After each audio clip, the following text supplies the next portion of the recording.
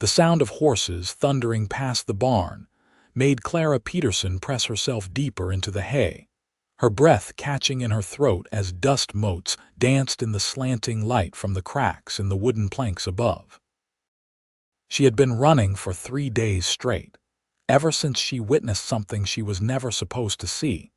And now the men who wanted her dead were so close, she could hear their voices shouting to each other about searching every building in Laredo, Texas.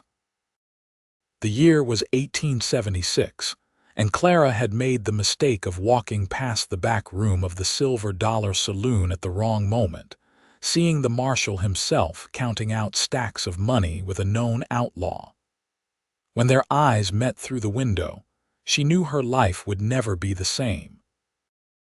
The marshal could not afford to have witnesses, and Clara had seen enough frontier justice to know that her word against his would mean nothing except her own death warrant.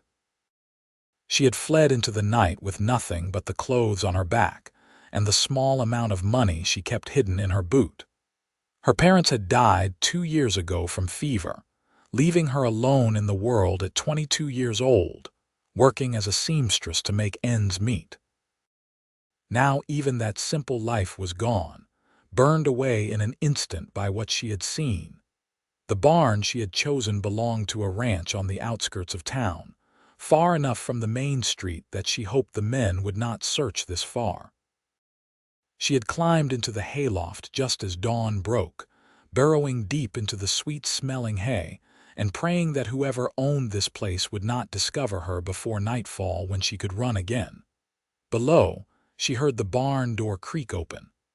Clara froze, not daring to breathe. Heavy footsteps moved across the wooden floor, accompanied by the sound of buckets being set down.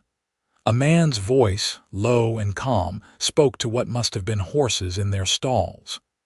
"Easy there, copper. I know you are hungry. Let me get your feed sorted." The voice was kind, patient with the animals. Clara remained perfectly still, her heart hammering so hard she feared he might hear it. The footsteps moved around below for what felt like an eternity, the sound of hay being forked into stalls, water being poured, the gentle nickering of horses being tended with care. Then silence. The footsteps had stopped. Clara waited, counting her heartbeats, wondering if he had left.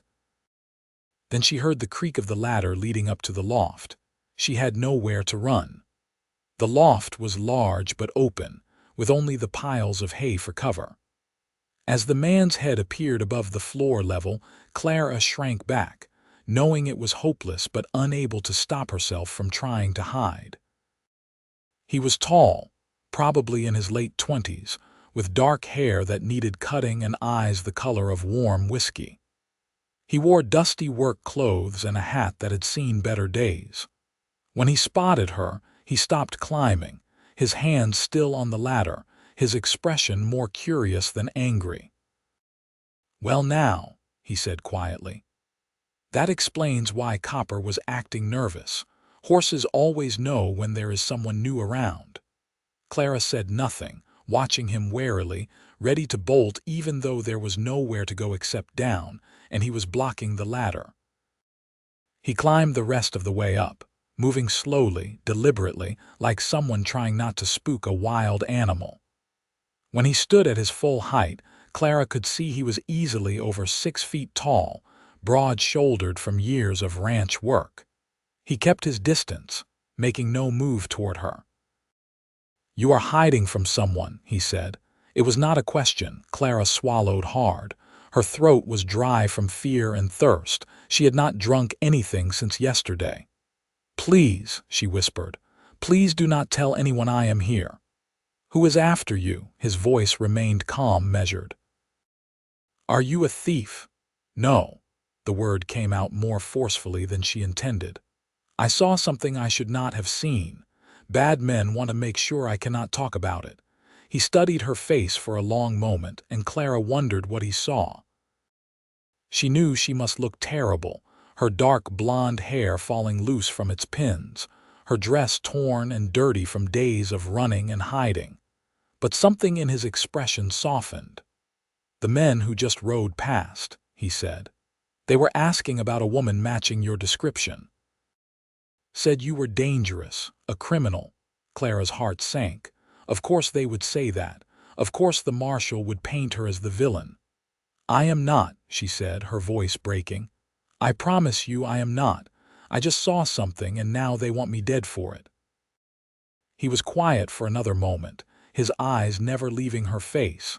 Then he nodded as if coming to some decision. "You are safe here now," he said simply. The words were so unexpected, so kind, that Clara felt tears spring to her eyes. She blinked them back, not wanting to appear weak, but the relief was overwhelming. "My name is Owen Crane," he continued. "This is my ranch. I work it alone, so no one else will know you are here if I do not tell them." He paused, then added, "What is your name?" "Clara Peterson." "Clara." He said it like he was testing how it sounded. "When did you last eat?" She tried to remember. Time had become strange during her flight. 2 days ago, I think. Maybe 3. Owen nodded and turned toward the ladder. "Stay here. I will bring you food and water. The men are probably still searching the town, so you should not be seen moving around." "Why are you helping me?" The question burst out before she could stop it. "You do not know me. You have only my word that I am not what they say." He looked back at her, and there was something in his eyes she could not quite read. "I have lived in Laredo for 5 years now. I have seen how things work in this town, who has power and who does not. I have also learned to read people, and you do not have the eyes of a criminal. You have the eyes of someone scared for her life." He started down the ladder, then paused again.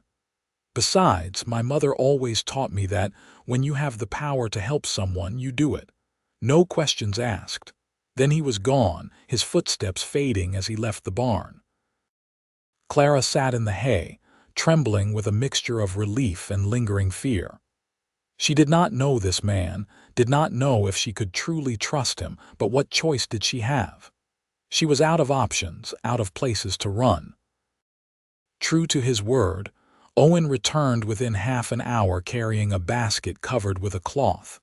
He climbed back up to the loft and set it down near her, keeping a respectful distance. "There is bread, some cold chicken, cheese, and a canteen of water," he said. "I also brought a blanket. It gets cold at night in the loft." Clara reached for the canteen first, her thirst overwhelming. She drank deeply, the cool water the most wonderful thing she had tasted in days. When she lowered the canteen, she saw Owen watching her with concern. "Thank you," she managed. "I cannot tell you what this means to me." "You can tell me what you saw," he said, settling himself onto a hay bale. "If you want to. Might help to have someone else know the truth in case something happens." Clara hesitated, then realized he was right. If the marshal found her and killed her, the truth would die with her unless someone else knew. So she told him everything, about walking past the saloon, about seeing Marshal Kane counting money with Silas Garrett, the most notorious outlaw in 3 counties. About how they had seen her and how she had run. Owen listened without interrupting, his expression growing darker as she spoke. When she finished, he was quiet for a long moment. "Kane," he said finally, and there was disgust in his voice. "I always wondered how he could afford that fancy house on a marshal's salary. And Garrett has been operating in this area for 2 years without getting caught. Makes sense now." "You believe me?" Clara asked. "I do." He met her eyes directly. "And that means you are in more danger than you probably realize. Kane will not stop looking for you. He cannot afford to." The fear Clara had been trying to push down came rushing back. "Then I need to keep running. Maybe head to San Antonio or even further." "Running will not help if you have no money, no horse, and half the territory looking for you based on whatever lies Kane is spreading." Owen stood up, pacing the length of the loft. "You need time to figure out a real plan. You can stay here while you do that. I cannot ask you to risk yourself for me." He stopped pacing and looked at her. "You are not asking, I am offering. There is a difference." His voice softened. "Look, I know what it is like to have nowhere to go. When I came to Texas, I had nothing but a horse and a dream of owning my own land. People helped me along the way. This is me paying that forward." Clara felt her throat tighten with emotion. She had been so alone for so long, first after her parents died, and then after fleeing for her life. Having someone on her side felt like a miracle. Over the next few days, a routine developed. Owen would come to the barn early each morning to tend his horses and bring Clara breakfast. He would return at midday with lunch and news from town, and again in the evening with dinner. He never stayed long during the day, having work to do around the ranch, but in the evenings he would linger, and they would talk. Clara learned that Owen was 28 years old, originally from Missouri. He had come to Texas 5 years ago with money he had saved working on riverboats and bought this land on the outskirts of Laredo. He raised horses, breeding and training them for sale. It was hard work, solitary work, but he loved it. "You not get lonely?" Clara asked one evening as they sat in the loft, the setting sun painting everything gold through the gaps in the walls. Owen considered the question. "Sometimes," he admitted, "but I have always been comfortable with my own company." After growing up in a house with 6 brothers and sisters, the quiet feels like a luxury. 6, Clara smiled, trying to imagine it. That must have been chaotic. It was, but good too, loud and messy and full of life. His expression grew wistful. "I miss them sometimes. But they all have their own lives now, scattered across the country." "I was an only child," Clara said. "Sometimes I wished for siblings, especially after my parents died, someone who would understand what I lost." "Tell me about them," Owen said gently. So Clara did, talking about her father who had been a carpenter, making beautiful furniture with his skilled hands. About her mother who had sung while she cooked and always had a kind word for everyone she met. About how the fever had taken them within days of each other, leaving Clara alone in a world that suddenly felt too big and cold. Owen listened with the same patient attention he gave everything, and when she finished, he said, "They sound like good people. The kind who raised a daughter brave enough to do the right thing even when it puts her in danger." The compliment warmed Clara more than it should have. She found herself looking forward to these evening conversations more and more, found herself watching the angle of the sun, and knowing it was almost time for Owen to return. He was easy to talk to, quick to laugh at her stories, thoughtful in his responses. And he was handsome, she had to admit, even covered in dust from a day's work. After a week, Owen brought a bucket of warm water and some clean clothes. "These were my mother's," he explained. "She left them here when she visited last year. I thought you might like to wash and change into something clean." The kindness of the gesture made Clara's eyes sting with tears. "You are too good to me." "I am just being decent," he replied, but there was a hint of color in his cheeks as he turned away. "I will make sure no one comes near the barn for the next hour. Take your time." The ability to wash properly, to change into clean clothes, made Clara feel human again. The dress fit reasonably well, and though it was plain, it was whole and clean. When Owen returned that evening, she saw something flicker in his eyes when he saw her, though he was too much of a gentleman to say anything. "There is a dance in town this Saturday," he said, settling onto his usual hay bale. "Kane will probably be there. Might be a good time for me to do some careful asking around, see if I can learn anything useful about his dealings with Garrett." "Please be careful," Clara said, worry knotting in her stomach. "I could not bear it if you got hurt because of me." "I will be careful," he promised. "I know how to be subtle. And besides, I have been thinking about this. We need evidence of what you saw.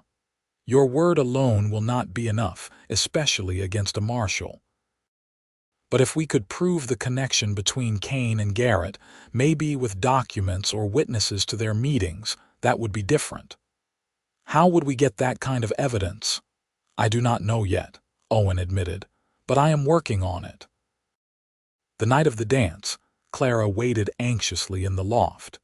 She had a lantern now and some books Owen had brought her, but she could not focus on reading. She kept imagining Owen confronting Kane, or saying the wrong thing to the wrong person and ending up in as much danger as she was. It was past midnight when she finally heard the barn door open. She had been dozing fitfully, and the sound brought her fully awake. Owen climbed the ladder, and even in the dim light she could see the tension in his shoulders. "What happened?" she asked immediately. Owen sat down heavily, running a hand through his hair. Kane was there, acting like the upstanding lawman, dancing with the mayor's daughter, shaking hands, playing the hero. It made me sick to watch. "Did you learn anything?" "Maybe. I got talking with Tom Chen, who runs the telegraph office. He has always been a straight shooter, someone I trust. I asked him carefully about any strange messages coming through, anything that seemed off. He told me that Kane receives telegrams pretty regularly from someone who never signs their name, just uses the initial G." "G for Garrett," Clara breathed. "That is what I am thinking.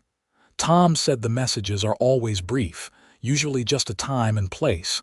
He never thought much of it, figured it was marshal business, but now it makes me wonder. It proves they are in contact, but not what they are doing. True. But it is a start." Owen looked at her, and there was determination in his eyes. "I am going to figure this out, Clara. I am going to find a way to clear your name." "Why?" The question came out softer than she intended. "Why are you doing all this for me?" Owen was quiet for a moment, and in the lantern light, his eyes were very dark. "At first because it was the right thing to do, but now," he paused, seeming to choose his words carefully, "now it is because I cannot stand the thought of you having to keep running, keep hiding.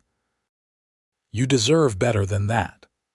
There was something in his voice, in the way he looked at her, that made Clara's heart beat faster. She had been trying not to think about the growing feelings she had for this man who had saved her, but in this moment, they were impossible to ignore. "Owen," she started, but did not know how to finish. He stood up abruptly. "I should let you sleep. It is late." But before he turned to the ladder, he reached out and gently touched her hand. It was brief, barely a moment, but it sent warmth flooding through Clara's entire body. After he left, Clara lay awake for a long time, her hand still tingling where he had touched it. She was falling in love with Owen Crane, she realized. It was probably foolish, given her circumstances, given that she might have to flee at any moment, but her heart did not seem to care about logic. The next few weeks brought a shift in their relationship. Owen found more excuses to linger in the evenings. They sat closer together when they talked. Sometimes their hands would brush accidentally, and neither would pull away as quickly as they should. One evening, Owen brought his guitar to the barn. "I thought you might like some music," he said, almost shyly. He played beautifully, his fingers moving over the strings with the same capable confidence he brought to everything he did. He sang too, his voice a warm baritone that filled the loft. Clara watched his face as he played, seeing a side of him she had not known existed. "Where did you learn to play like that?" she asked when he finished a song. "My father taught me. He said music was important, that it fed a different part of the soul than food or work." Owen strummed a few idle chords. "Would you like to learn?" "I would love to, but I have never been musical." "Everyone can learn." He shifted closer, holding out the guitar. "Here, I will show you." He positioned the guitar in her hands, then moved behind her to guide her fingers to the strings. His chest was against her back, his arms around her, his hands covering hers. Clara's breath caught at the closeness, at the warmth of him. "Now, press down here," he murmured, his voice close to her ear, "and strum." She did, and a chord rang out, clear and true. She laughed with delight and felt him smile against her hair. They stayed like that, Owen teaching her basic chords, both of them acutely aware of every point where their bodies touched. When Clara finally turned her head to thank him, she found his face inches from hers. Their eyes met and held.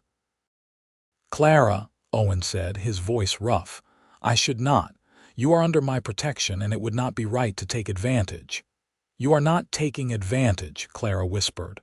"I feel it too, whatever this is between us. You have been through so much. I do not want you to think you owe me anything, or that you have to have feelings for me because I helped you." Clara set the guitar aside carefully and turned to face him fully. "Owen Crane, I am choosing this. I am choosing you, not because you helped me, but because of who you are. Because you are kind and good, and you make me feel safe in a way I have not felt since my parents died. Because when I think about my future, whenever this is all over, I cannot imagine it without you in it." Owen's eyes searched her face, and whatever he saw there seemed to convince him. He reached up slowly, giving her every chance to pull away, and cupped her face in his hands. "I am falling in love with you," he said. "Maybe I have been since the moment I saw you hiding in my hay, looking so scared and brave at the same time." "I love you too," Clara breathed, and then his lips were on hers.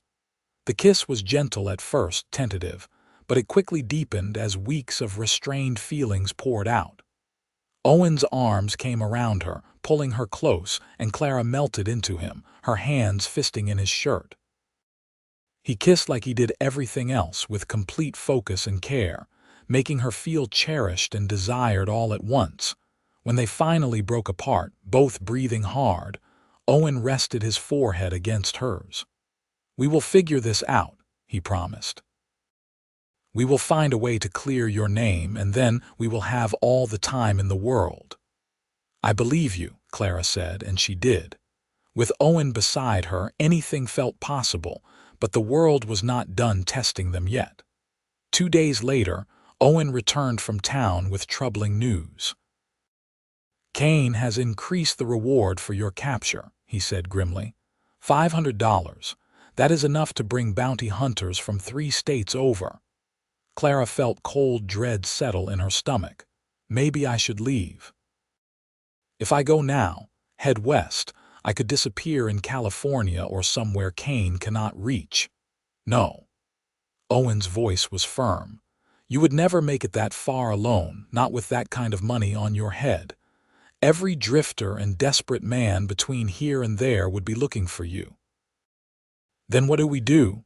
Owen paced the loft, his mind clearly working. "We need to go on the offensive. I have been thinking about this. Tom at the telegraph office could help us. If we could see those telegrams between Kane and Garrett, maybe we could use them to set up a meeting, catch them together. With witnesses. That is dangerous. Everything about this situation is dangerous." He stopped pacing and looked at her. "But I am not willing to spend the rest of our lives with you in hiding or watching you run. We end this, one way or another."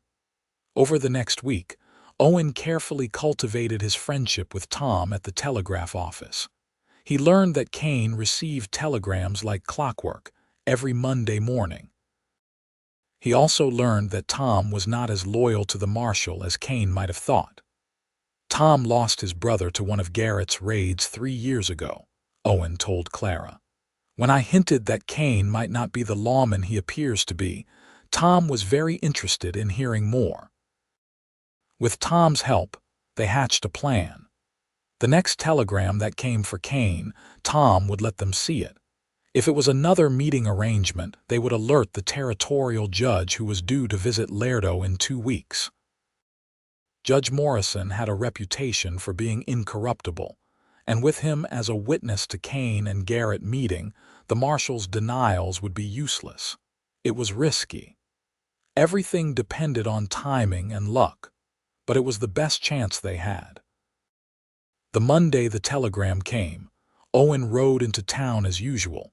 He returned to the ranch with a piece of paper clutched in his hand and triumph in his eyes. "Wednesday night," he said, climbing into the loft. 11 o'clock at the old mill outside town. Garrett is coming to meet Kane. "Judge Morrison arrives Thursday," Clara said, her mind racing. "We are one day too late." "Maybe not. What if we sent a telegram to the judge asking him to arrive early? We could say there is urgent business that needs his attention." "Would he come?" "For anyone else, probably not." "But I served with Morrison's son in the war. I saved his life at Wilson Creek. The judge has always said he owed me a favor. I think he would come if I asked." Hope flared in Clara's chest. "Then we have a chance." Owen sent the telegram that afternoon, and they waited anxiously for a response. It came the next morning. Judge Morrison would arrive Tuesday evening and would be pleased to assist Owen in any legal matter that required his attention. "It is really happening," Clara whispered, hardly daring to believe it. "It is." Owen took her hands in his.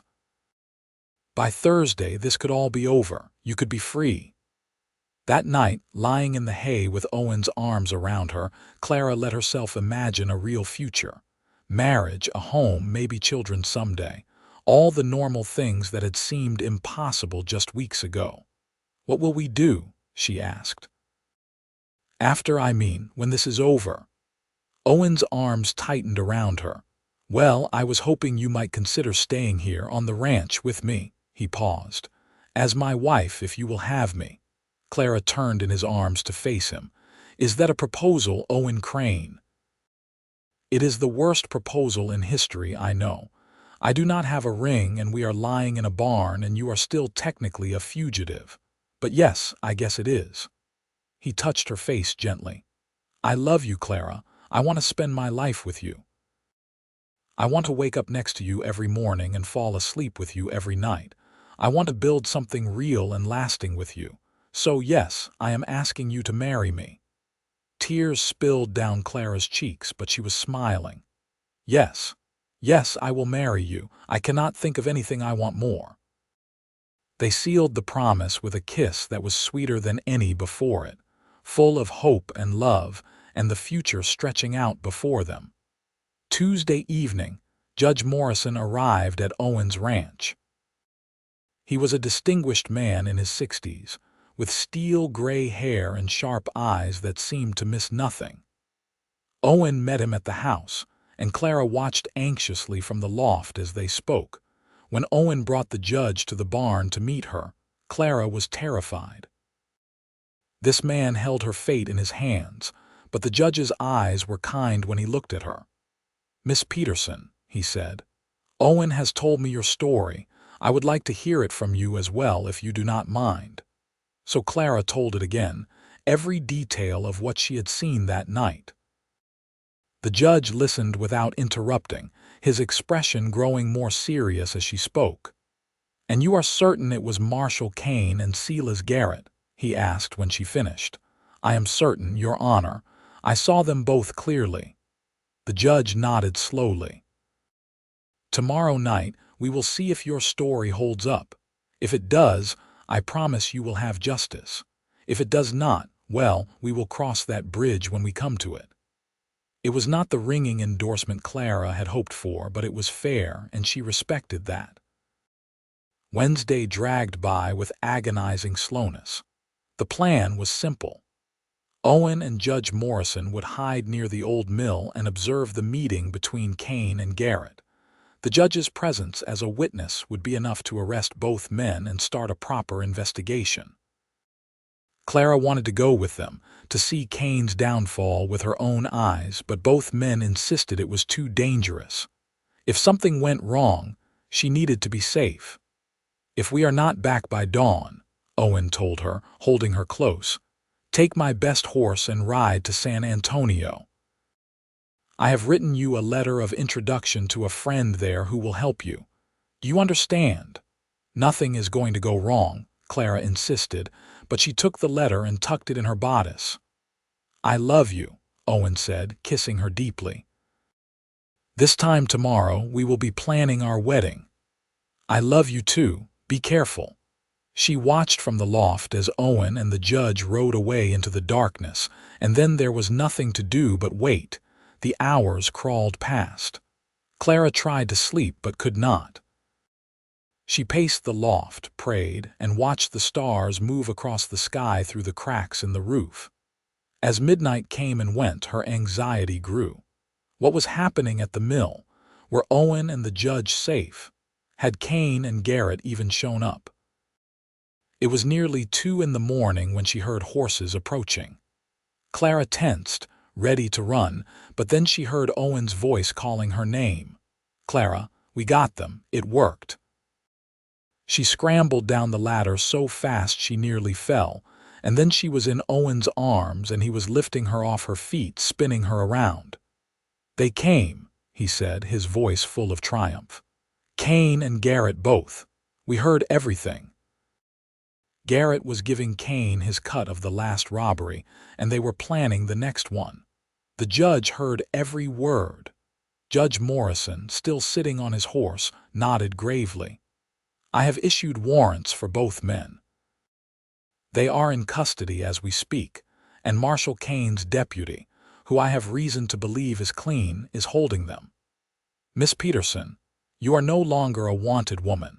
The charges against you are dropped, and I will be recommending that you receive a formal apology from the territory." Clara could hardly process the words. It was over. She was free. She started to cry, great heaving sobs of relief, and Owen held her through it, murmuring reassurances into her hair. "Thank you," she managed to say to the judge. "Thank you so much." "Thank Owen," the judge replied. "He is the one who orchestrated this whole thing. I just bore witness." He tipped his hat. "I will leave you two alone. I imagine you have much to discuss. Owen, I will see you in town tomorrow to go over the official statements." After the judge rode away, Owen and Clara stood in the barn, holding each other in the lamplight. "It is really over," Clara whispered. "It is really over," Owen confirmed. "You are safe. You are free. And if you have not changed your mind, you are also engaged to be married." Clara laughed through her tears. "I have not changed my mind. Not even a little bit. Good. Because I love you more than I ever thought I could love anyone, and I am not letting you go." They were married 3 weeks later, on a beautiful October morning with the judge himself officiating. Tom from the telegraph office stood up as Owen's best man, and the wife of the ranch owner to the south stood with Clara. It was a small ceremony, but it was perfect, full of love and joy and the promise of a future they had fought so hard to secure. Clara wore a simple white dress she had sewn herself, and Owen wore his best suit, looking so handsome it made her heart ache. When he slipped the ring onto her finger, a simple gold band he had bought with money from selling 2 of his best horses, she felt like the luckiest woman alive. "I, Owen, take you, Clara, to be my wife," he said, his voice steady and sure. "I promise to love you, protect you, and stand by your side for all the days of my life."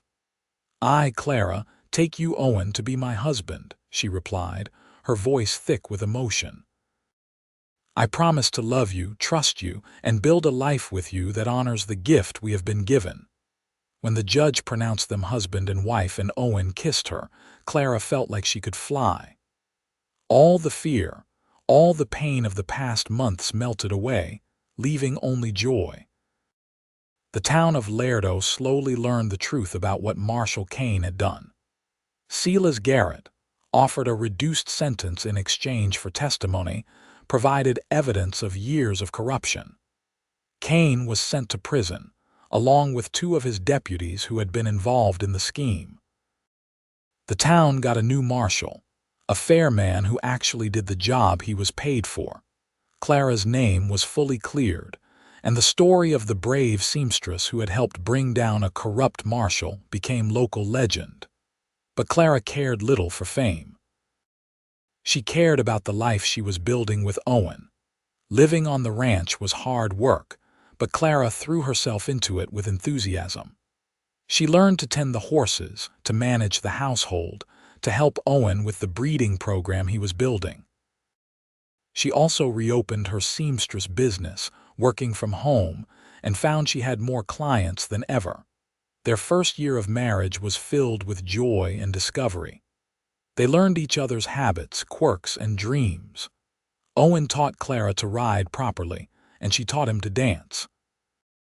They worked side by side during the day and fell into each other's arms at night, their love deepening with each passing season. On their first anniversary, Clara told Owen she was pregnant. The joy on his face was something she would treasure forever. "A baby," he breathed, his hand going to her still flat stomach. "Our baby." "Are you happy?" she asked, though she could see the answer in his eyes. Happy does not begin to cover it. He pulled her into his arms. "You have given me everything, Clara. A home, a purpose, a future, and now a child. I could not ask for more." Their son was born the following spring, on a warm May morning when the wildflowers were blooming across the Texas hills. They named him Thomas Owen Crane, after Tom who had helped them and Owen's father. Thomas had his father's dark hair and his mother's blue eyes, and from the moment Clara held him, she knew her heart would never be the same. Owen was a wonderful father, patient and loving, marveling at every tiny thing Thomas did. He would carry his son around the ranch, showing him the horses and telling him stories, even though Thomas was too young to understand. "He needs to know about the land," Owen would say when Clara teased him about it. "And about the horses. It is his heritage." 2 years later, their daughter was born, a red-faced, squalling bundle they named Sarah Catherine, after both their mothers. If Thomas had been an easy baby, Sarah made up for it, demanding attention at all hours and keeping them both exhausted. But even in the exhaustion, Clara had never been happier. Her life, which had once seemed so dark and hopeless when she was hiding in that hay loft, was now full of light and love and purpose. The ranch prospered. Owen's breeding program became well known throughout Texas, and they were able to hire help as the work grew.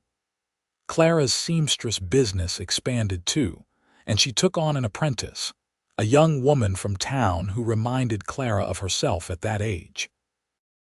On quiet evenings, when the children were asleep and the work was done, Owen and Clara would sit on the porch of their home, watching the sun set over the land they loved. "You ever think about that night?" Owen asked one evening, his arm around Clara's shoulders. "When I found you in the hay loft, sometimes," Clara admitted. "It feels like a lifetime ago and yesterday all at once." "I knew even then," Owen said. "Something in my heart knew you were going to change my life." "You saved my life," Clara corrected.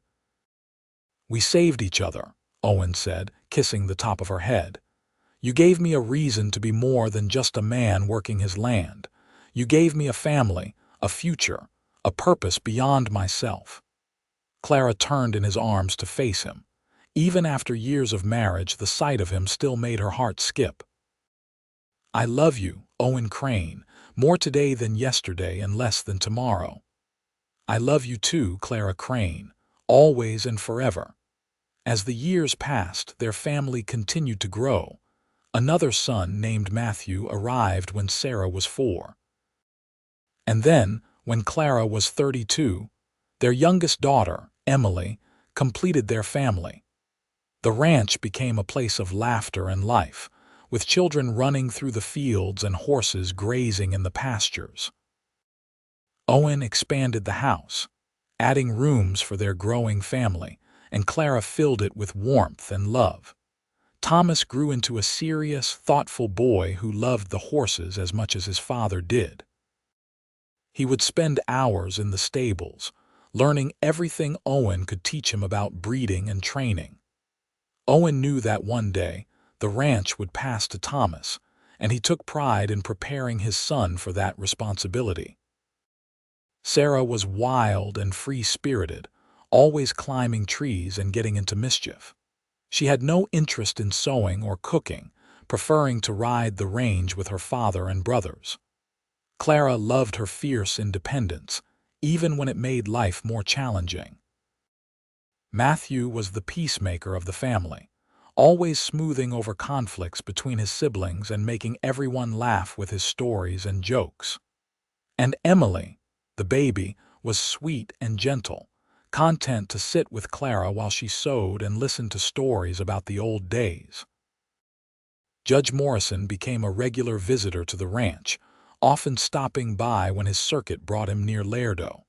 He and Owen remained close friends, and the judge delighted in watching the Crane family grow. On his last visit before his retirement, he pulled Clara aside. "I want you to know," he said, "that what you did, standing up to corruption even when it put you in mortal danger, that was real courage. This country needs more people like you." "I was just trying to survive," Clara protested. "You were doing what was right," the judge corrected. "There is a difference, and look at what came from it. A corrupt marshal in prison, a town made safer, and a beautiful family that would not exist if you had not been brave enough to run and smart enough to hide in the right hay loft." Clara laughed at that. "I suppose Owen's barn was a fortunate choice." "Fortunate for both of you," the judge said with a smile. "Tom from the telegraph office married a few years after Owen and Clara, and their families became close. Their children played together, and Clara and Tom's wife, Margaret, became dear friends. Sometimes, on warm summer evenings, the families would gather at the ranch for dinner, and the children would chase fireflies while the adults talked and laughed. "Remember when you first came to me about those telegrams?" Tom said to Owen one night. "I thought you had lost your mind, suggesting the marshal was dirty." "And I remember being terrified you would turn me in," Owen replied. "I am glad I trusted you," Tom said, raising his glass, "to taking chances on the right people." They all drank to that. As their children grew older, Clara made sure they knew the full story of how their parents met. She wanted them to understand that sometimes life takes unexpected turns, and that courage and kindness can change everything. "You were really hiding in the hay loft?" Sarah asked, wide-eyed, when she was old enough to understand the story. "I was," Clara confirmed. "I was so scared I could barely breathe, but then your father climbed up that ladder and he said the words I had been praying to hear. 'You are safe here now,' and he meant it." "Did you love him right away?" Emily wanted to know. Clara considered the question. "Not right away. At first, I was too scared and tired to think about love. But as I got to know him, as I saw how good and true he was, I could not help falling in love. And when I did, it was the easiest thing in the world." Owen, listening from the doorway, smiled. "And I fell in love with your mother because she was brave and kind and beautiful, and because I could not imagine my life without her in it." The children groaned at their parents' sappiness, but Clara could see them storing the story away, keeping it as part of their family history. When Thomas turned 18, Owen officially made him a partner in the ranch. They worked side by side every day, father and son, building on the legacy Owen had started. Thomas had a good eye for horses and a gift for training them, and together they expanded the operation until the Crane Ranch was one of the most respected in the territory. Sarah, who had insisted she would never marry, shocked everyone by falling head over heels for a young lawyer who came to Lerdo when she was 20. He was the only man who had ever been able to keep up with her spirit, and their courtship was a whirlwind of debate and laughter.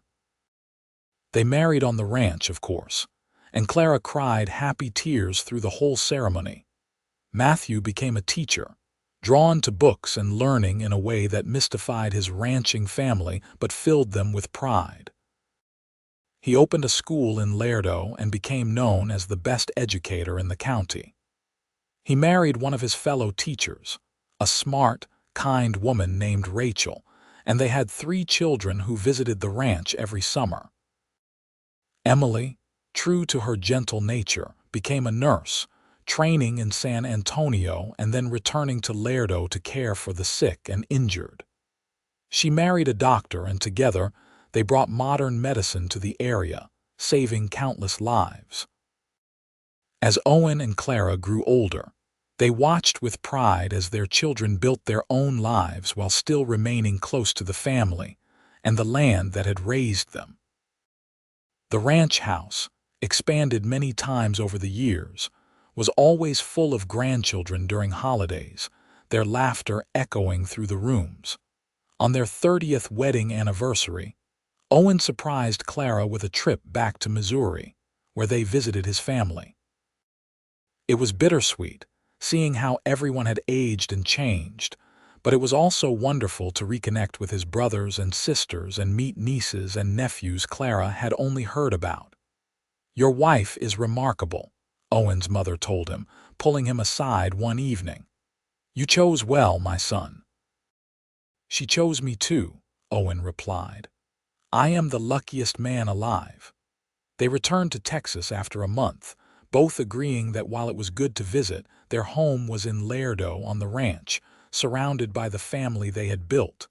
The years were not without challenges. There were dry seasons that tested their resources, sick animals that broke their hearts, and the general struggles of life. But through it all, Owen and Clara faced everything together, their love the foundation that held them steady. When Owen turned 60, he began to slow down, letting Thomas take on more of the day-to-day running of the ranch. He still rode out every morning, checking on the horses and the land, but he was content to let the next generation lead. Clara's hair had gone silver, and her hands were not as steady with a needle as they once were. But she still sewed, still managed the household, still filled their home with warmth and love. On quiet evenings, they would sit in the same spot where Owen had proposed all those years ago, the hay loft converted now into a sitting room, and they would talk about their life. "Did you ever imagine it would turn out like this?" Clara asked one night. "When you found me hiding up here, terrified and alone, did you think we would end up here?" Owen pulled her close, breathing in the familiar scent of her. "I thought you were the most beautiful thing I had ever seen, even scared and covered in hay, and I knew I would do anything to keep you safe. But this," he gestured to the window where they could see the lights of the main house, where Thomas and his wife lived with their children. "All of this, no, I could not have imagined this. It is better than anything I dreamed." "You told me I was safe," Clara remembered. "You are safe here now." Those were the words that changed everything. You were safe. You always will be as long as I have breath in my body. "And I made you a promise too," Clara said. "In our wedding vows, I promised to build a life with you that honors the gift we were given. Do you think we have done that?" Owen looked at her, this woman who had given him everything, who had turned his lonely ranch into a home filled with love and laughter and life. "I think we have done more than that. I think we have built something that will last for generations. Our children, our grandchildren, they will carry our love forward. That is the greatest gift I can imagine." They sat in comfortable silence, watching the stars come out, the same stars that had witnessed their first kiss, their wedding, the births of their children, and every important moment in between. "I love you, Owen Crane," Clara whispered. "I love you too, Clara Crane," he replied. Forever and always. As the years continued to pass, Owen and Clara settled into the peaceful rhythm of their later years. They spent their days surrounded by family, watching their grandchildren grow and play on the same land where their own children had run. The ranch continued to thrive under Thomas's leadership, and Owen took deep satisfaction in seeing his life's work carried on with such care and dedication. Clara remained active in the community, her seamstress skills and kind heart making her beloved throughout Lerdo. Young women still came to her for advice, and she was never too busy to listen, to counsel, or to share the wisdom she had gained through her own hard-won experiences. On their 40th anniversary, the family threw them a grand celebration. The entire town seemed to turn out, filling the ranch with music and laughter and joy. Owen and Clara danced together under the stars, moving to the same song Owen had played for her on his guitar all those years ago in the hay loft. "Still the most beautiful woman I have ever known," Owen murmured as they swayed together. "And you are still the man who saved my life and gave me a future," Clara replied. "My hero, my partner, my love." When Owen passed away peacefully in his sleep at the age of 73, Clara was beside him, holding his hand as she had done for 45 years of marriage. The grief was profound, a physical ache that seemed to hollow her out. But even in her sorrow, she was grateful. Grateful for every moment they had shared, every laugh, every tear, every ordinary day that had made up their extraordinary life together. Thomas found her sitting in the converted hay loft the day after Owen's funeral, staring out at the land his father had loved so much. "Mother," he said gently. "Are you all right?" Clara smiled through her tears. "I am sad," she admitted. "I miss him more than words can say, but I am also grateful. Your father and I had a love that some people never find. We built a life together that was rich and full and beautiful. I would not trade a single moment of it, even knowing how it ends." "He loved you so much," Thomas said, sitting beside her. "And I loved him. I still do. I always will." Clara took her son's hand. "But life goes on, and your father would want me to keep living, to keep loving this family we created together. So that is what I will do." And she did. Clara lived another 8 years, long enough to see more grandchildren married, to meet her first great-grandchildren, to watch the ranch expand and prosper under Thomas's care. She remained sharp and engaged until the end, her mind full of stories and her heart full of love. When Clara died at the age of 81, surrounded by her children and grandchildren, her last words were of Owen. "I am coming home," she whispered, a smile on her face. "Tell your father I am on my way." She was buried beside Owen on a hill overlooking the ranch, under a sky as big and blue as the one that had witnessed their first kiss. The headstone was simple, but said everything that mattered. Owen Crane, 1848–1921, and Clara Crane, 1854–1935. Beloved husband and wife, cherished parents and grandparents. Their love story began in a hay loft and lasted beyond a lifetime. The ranch continued to thrive for generations, passed down through the family, each new generation honoring the legacy Owen and Clara had built. The story of how they met, the brave seamstress and the rancher who saved her, became family legend, told and retold at gatherings and passed down as a reminder that love can grow in the most unexpected places, and that courage and kindness can change the course of a life. The hay loft, preserved as a sitting room, remained a special place for the family. Couples often went there to talk about their own relationships, drawing inspiration from Owen and Clara's story. Children played there, feeling the history in the old wooden beams and the view that had witnessed so much love.